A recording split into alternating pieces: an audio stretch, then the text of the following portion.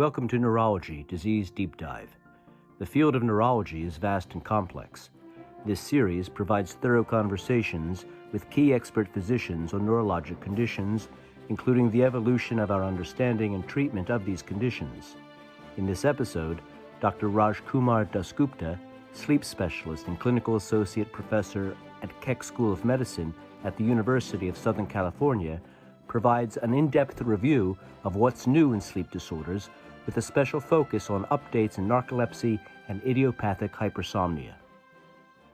I am pulmonary critical care and sleep, but one thing I'm super duper proud about is that I still maintain my internal medicine board certification, because I really do feel medicine encompasses sleep, because during our conversation, I'm going to say that sleep affects every single organ in the body, both mentally and physically. And I always hope that by making the effort to maintain my certification in internal medicine, it's going to make me a better sleep doctor. Let me just say this, when it comes to medicine, not just sleep, I think that everyone plays a key role in helping the patient, whether it's going to be doing clinical bench research or actually seeing patients in the office. And my expertise is doing clinical interaction, which is I really hope that when patients see me, that they feel better just from the initial, hi, how are you, and hearing their problem. So I'm definitely clinically based as far as my passions and research are concerned.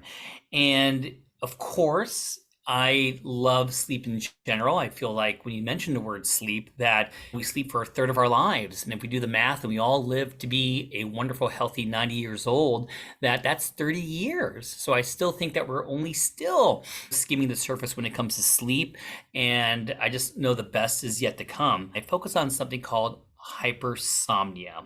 That means excessive daytime sleepiness. There is a broad differential, but my passion directly is to a disease state called narcolepsy. I feel that narcolepsy is often underdiagnosed, it's often misdiagnosed. There is definitely a delay in making the correct diagnosis. I feel that narcolepsy can definitely present in one way when we talk about the pediatric population, and tends to have different presentations as we get older. And patients with narcolepsy, even when you do make the correct diagnosis, there's still a lot of challenges. There's a lot of stigma that the patient has to go through. It's a disease that once you give the diagnosis, it not only affects the patient, but affects family. This is a disease state that will affect sometimes the patient's job and relationships. So I feel that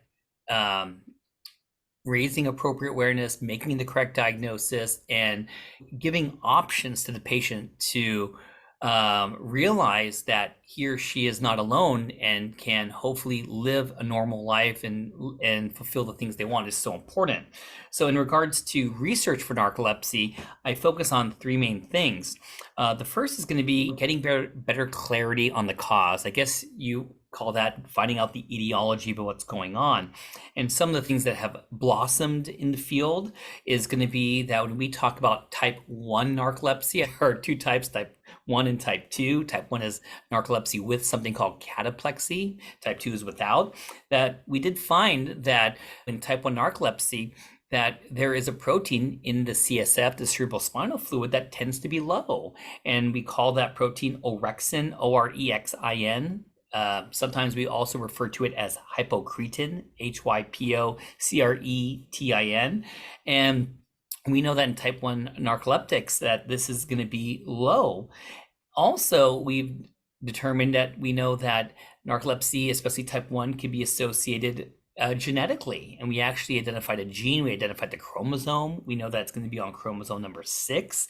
And of course, when we talk about the gene, it's HLA-DQB1-0602. And I think that's always the first step when people ask the question, why do I have this? Well, it's important to know that, hey, we discovered things on what chromosome and what gene.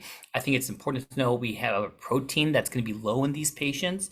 A very hot topic in research is that could there be an autoimmune component to type 1 narcolepsy, in the sense that will people who have other immune disorders, whether it's going to be rheumatoid arthritis, whether it's going to be SLE, whether it's going to be type 1 diabetes, whether it's going to be celiac disease or Hashimoto's thyroiditis, other autoimmune diseases, are they going to be more predisposed to that? And what also is very interesting is that could there be an environmental trigger when we talk about type 1 narcolepsy? So I think that these are very hot topics that we've discovered new things. And, of course, we want this to translate to better patient care and management. And with that being said, it leads to the other thing I'm focusing on for narcolepsy, which is new treatment options. And it's important to say that not every treatment for any disorder, including narcolepsy, always has to be medication induced, though many patients are on medications. It's just as important to take time to talk about non-pharmacological therapies for narcolepsy. When we talk about narcolepsy, many individuals are on categories of medications that we call stimulants. And when you talk about many stimulants, they definitely have side effects. It's necessary for patients to be on these medications. But it's nice to have other options that won't have as many side effects. They won't have to be controlled substances. And we do have newer medications out there that make me excited for my patients.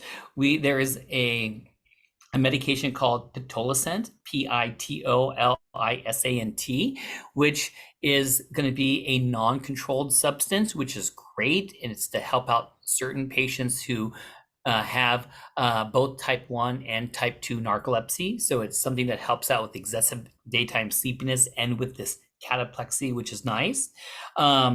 One of the things I hope that we'll get more research in the future is, I mentioned that in type 1 narcolepsy, we know that there'll be low levels of a neurotransmitter protein called orexin/hypocretin. So it would be nice, I know that research has begun already, to know if there are going to be medications that could activate this receptor. We call those agonists. So it seems that this will be something that will really help our patients. That would be a non-controlled substance. So that's always the hope of why we do these evaluations for cost to get treatments. And the last thing is a big component about help raising the correct medical awareness. And the key word is correct. I think that it's nice to raise awareness, but there always could be things that are not as accurate. And of course, when we think about narcolepsy, whether it's going to be a movie or a television show, there's always going to be things that are just medically inaccurate.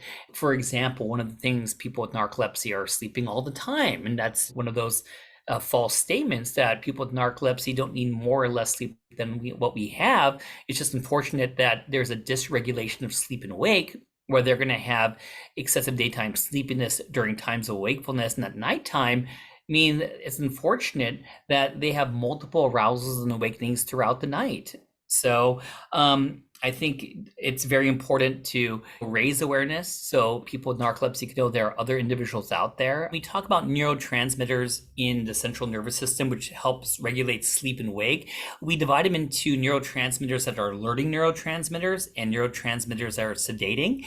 When we talk about alerting neurotransmitters, classic ones would be things like histamine, things like serotonin, Right. things like acetylcholine, things like dopamine and norepinephrine. And one of those is called orexin, otherwise known as hypocretin. And these are alerting neurotransmitters. So when you can imagine, if you're missing such an important neurotransmitter, such as orexin, aka hypocretin, that you're going to feel sleepy. And in type 1 narcoleptics, when they were evaluating the cerebral spinal fluid of certain individuals, they found that these levels are low. And in fact, in type 1 narcoleptics, part of the diagnostic algorithm in certain cases can involve checking the level, even though clinically we don't do that commonly. There are other ways to make the diagnosis that are minimally invasive. I wouldn't say that discovering the neurotransmitter in general was new, but to find that it was strongly associated in type 1 narcolepsy, I think that's the key thing I want to focus on. Sleep medicine is involved in three main ways. Number one, empowering patients in the accessibility to sleep evaluation. Number two, social media. Number three, treatment for obstructive sleep apnea. So let's first start going under empowering patients and accessibility to sleep evaluation.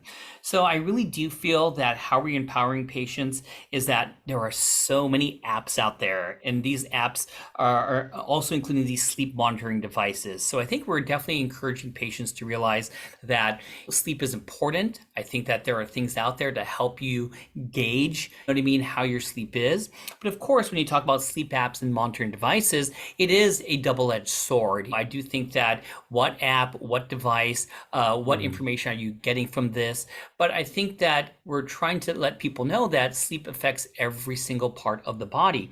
And if you ask me in broad strokes, so how do I feel about most apps? The broader picture is anything that encourages movement and walking, anything that encourages you to try to get better sleep. In general, that's something that I support. But of course, I feel that this is going to be the first step to hopefully see a healthcare provider to get further details on what these results mean. But I definitely feel that it's something that we're going to have to incorporate in our evaluation with patients going in the future are going to be a lot of these sleep monitoring devices and apps. More specifically, in regards to obstructive sleep apnea in the United States, I think at least 30 to 40 million people have obstructive sleep apnea, and many people are not diagnosed. And I think we could do a better job in diagnosing OSA in women. I do strongly feel that the symptoms that people present with OSA tend to be different in women than they are in men. I don't think that the classic symptoms are always going to have to be heroic snoring and excessive daytime sleepiness. Studies have shown that in women, sometimes OSA can present as a workup for fatigue or maybe a workup for depression sometimes. But I definitely feel that OSA is something that needs to be diagnosed appropriately. And now, if we want to diagnose it, we definitely have home sleep studies. And that's something that we didn't have when in the early days of the evaluation of obstructive sleep apnea. Everything had to be in a sleep lab. So of course, the ongoing joke is that no one sleeps during a sleep study in a lab because you're going to have all these EEGs. Someone's going to be looking at you. You're going to be in a different room, in a different bed. So I think that providing a way to be minimally invasive, and some sleep monitoring devices will only have 3 connections, whether it's a nasal cannula, pulse oximeter, and a kind of a pressure belt. I feel that you can sleep in your own bed at your own time and get the diagnosis in a correct fashion. Also, with this being said, is that treatment for obstructive sleep apnea has more options now. And I know historically when we think about treatment for OSA, we think about something called CPAP, continuous positive airway pressure. But one way we can help people get treatment sooner and faster and appropriately is now there's auto CPAP. And I think what does that mean is that instead of titrating to an exact number for that patient, is that you could set a range, which means that in a perfect world that an individual could get a home sleep study. You could interpret that study, make the correct diagnosis, and if indicated, you could prescribe an autopap that you could try to get to that patient in a timely fashion. So I think having home sleep studies, having autopaps, trying to get treatment and diagnosis in a timely way. Many of the information that you can get from using your CPAP machine as far as compliance, what is happening to your sleep apnea, how is your mask fitting, can be sent directly to an app that a patient can have so they can embrace using the machine, see the benefits of using the machine, and have a trigger to make contact their healthcare provider. So that's a really good way in which an app is helping someone. And also, I really feel, maybe this is because of the pandemic, telehealth has really helped out sleep medicine. I think telehealth is something that we have to embrace. It's not going away. And I feel that now that we have the ability to have telehealth for individuals who are unable to come see me in person, it just gives another avenue to help address many sleepy issues, even beyond obstructive sleep apnea, and of course, people with insomnia. So I feel really happy about that. In regards to the broad topic, social media, once again, I'm really a big proponent of getting the right, correct medical information out there.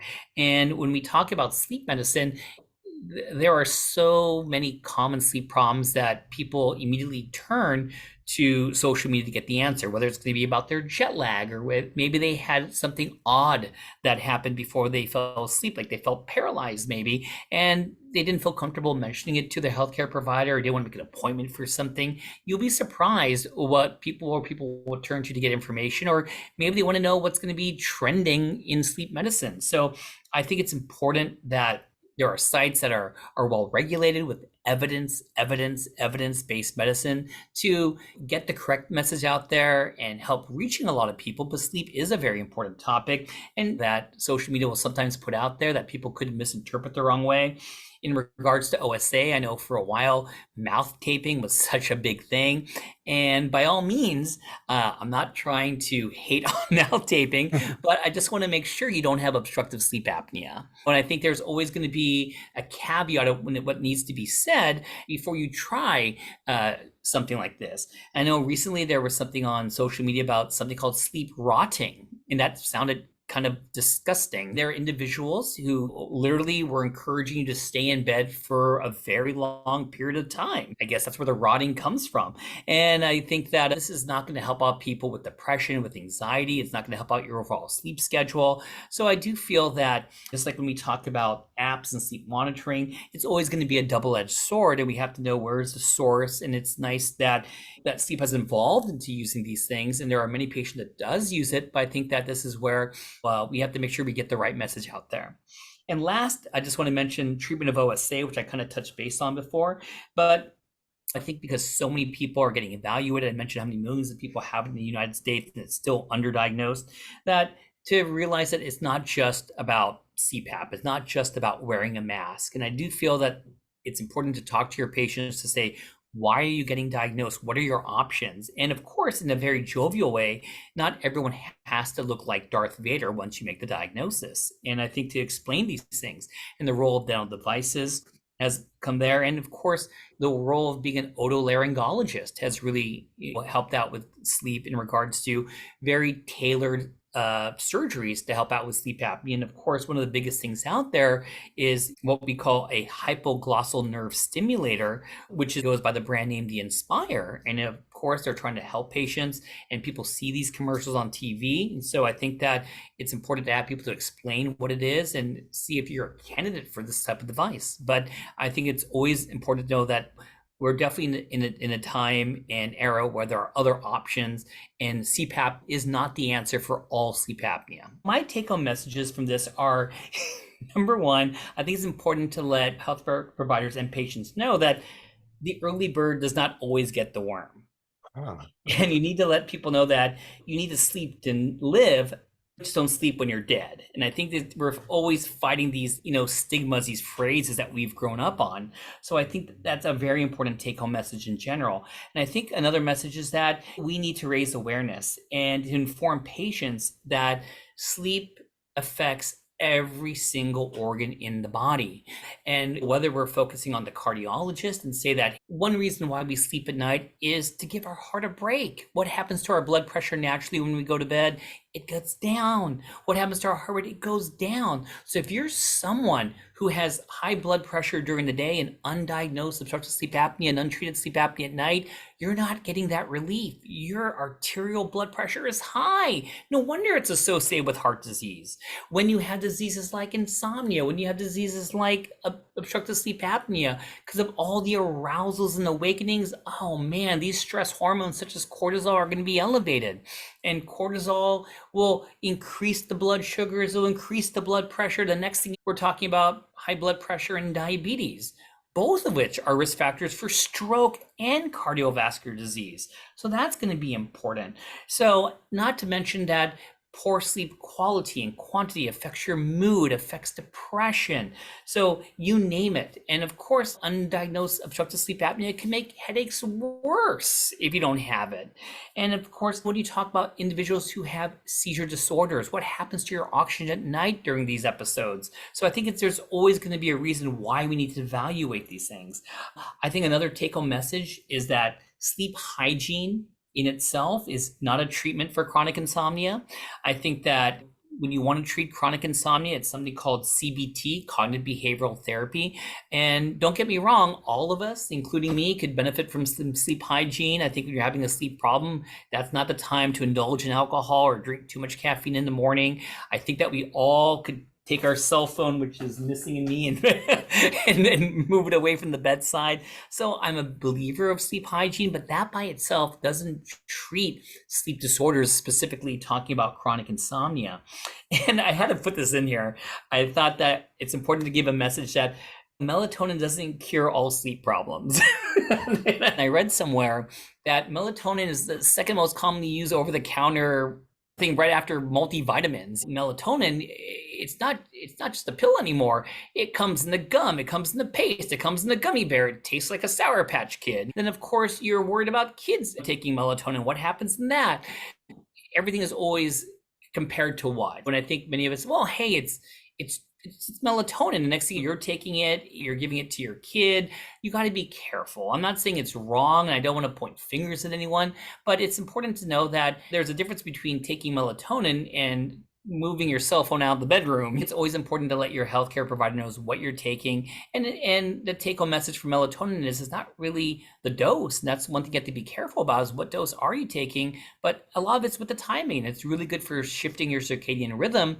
And it may not be all that it's built up to be in regards to insomnia therapy. And then in regards to communication, I put 4 little bullet points here. And I really feel like when we talk about sleep in general as a neurologist, number one, that I mentioned earlier, that sometimes people don't bring up some of the sleep issues that they have, because whether it be as general as they don't feel comfortable talking about their loud, heroic snoring, or maybe they didn't want to bring up the fact that maybe they stood up in bed and mumbled a few things and went back to sleep. They didn't want to talk about the sensation of being paralyzed before going to bed, or whatever it is, or maybe they thought it wasn't important. So I think having a good relationship with your patient really is the foundation to ask questions and for the patient opening up too. I think that in talking to my sleep patients who have sleep issues, it's finding a balance of having those closed and open-ended questions. Sometimes if you have too much of a closed question, for example, being a pulmonologist, if I ask, are you smoking? The patient will say no. And that's the right, truthful answer. But then you find out they're still smoking other things and doing other things. And they're like, well, you didn't ask about it. It's always that balance where sometimes when you're in the hardest part is that you're a neurologist, you're dealing with the seizures, the headaches, you're dealing with the Alzheimer's, the multiple sclerosis, whatever it is. It's hard to bring up sleep, but sleep does play a role in every disease we just talked about. Sometimes you do need to use closed-ended questions, but at the same token, I think finding that balance to let the patient have a chance to express themselves about what's going on at night. Maybe even the simplest comment, how many times they wake up at night, or maybe they're even talking about a dream for some reason, could lead into open up the door to making a correct diagnosis. One of my personal things I always feel about when it comes to sleep is always asking, we just finished talking about taking melatonin, and the question is why? Is it because you have trouble initiating sleep, maintaining sleep? Are you just doing it because you think it's going to make you feel better? Are you taking it because you're snoring? There has to be a level of why to order the right diagnostic test, or to give the right therapy, or even as a patient to kind of turn that around on your healthcare provider. And why we order this, what are we looking for? Always take your patient's complaints and concerns about sleep seriously. My wife is a rheumatologist, and she deals with rheumatoid arthritis and lupus and scleroderma and very sick patients for very tough diseases. She really feels in her heart that most patients don't want to be on lifelong meds. And she has really convinced me, and she's just an amazing person, that medications are not always the answer, when there are other avenues that can be used in conjunction with what we do. So I really feel that my patients, when they come to me, that they're looking for non-pharmacological ways to help out with sleep disorders first. Whether we're talking about obstructive sleep apnea, are there other ways? And we talked about this beyond like, hey, you need to have CPAP. Of course, my job is to explain what is severity, what is mild, moderate, severe. We mentioned about weight loss, but let me just say that all of us, including me, could use some weight loss. With obstructive sleep apnea, where is the obstruction? It's not where your gut is, it's your neck circumference, it's your tongue, your tonsils, your uvula. So though we all could benefit from some weight loss per se, we need to address the obstruction with maybe other options. Just like I kind of embrace that we have more options for obstructive sleep apnea, in general, I think that people, when it comes to insomnia, are really embracing things like relaxation techniques, are really embracing things like breathing techniques to help out with the relaxation, meditation. I can't say enough, cognitive behavioral therapy. What are the things that could change my actions, my behaviors, my thoughts to help me address some of my sleep issues? So I think that being open from both sides, whether it be as a clinician to things that are non-pharmacologic, or as a patient, explain to me, what are you doing for your sleep apnea or your insomnia or your restless leg syndrome? So we could find out, hey, is this affecting our therapies? What does the evidence say about this? Is this something we could use together? So I think that's my take-home message, is that there is a misnomer that every time you want to see a sleep doctor, that everyone is seeking a medical therapy. I think that where the future is going is that medicine, especially sleep medicine, I'm sure neurology too, is going to be very individualized. If you have obstructive sleep apnea, the answer isn't CPAP for everyone. I think that we know now the obstruction is like in the upper airways. Could you be a candidate for a dental device? Are you a candidate for an Inspire device? Are you for positional therapy? So I think being very individualized in many regards, whether it be talking about chronic insomnia, whether we're talking about choosing the right stimulant for narcolepsy, it'll be amazing if we could individualize care for each disease and each patient, so they could be on the right med. One of my things that I really hope in the future is that we're finally going to stop flipping between daylight savings time and standard time. If you ask me where you can get more information from, that I am so fortunate and thrilled and honored to be the spokesperson for the American Academy of Sleep Medicine, the AASM. They have a stance on this. I wholeheartedly agree. I think most individuals don't realize what is daylight saving and what is standard time. The AASM truly believe in standard time in the sense that it's the most in sync with our circadian rhythm. For most individuals, I do feel that in the morning, that's when you want to have that wonderful sunlight to suppress the release of melatonin and start the day and start exercising, getting out there. And then at nighttime, you want it to be darker earlier to actually get the release of melatonin. So it's most in sync with our circadian rhythm. I think most individuals tend to agree that they just don't want to flip-flop. They're going to be sleep deprived during the transitional phase. Data has shown that you get increased heart attacks, increased strokes, increased automobile accidents, increased errors. So flipping back and forth is definitely something that I hope we do an end to that. I know there's bills that are being passed as we speak or being evaluated. Hopefully we'll just stop flip-flopping. But like I said, I want to do the one that's going to be best, that makes it that makes a scientific sense for me, which is being in sync with our circadian rhythm, which is standard time. Thank you to Dr. Rajkumar Dasgupta for sharing his knowledge with our listeners in this episode of Neurology Disease Deep Dive. And thanks to you, our listeners. Be sure to visit practicalneurology.com for more podcasts in the neurology field. Neurology Disease Deep Dive is brought to you by the editors of Practical Neurology.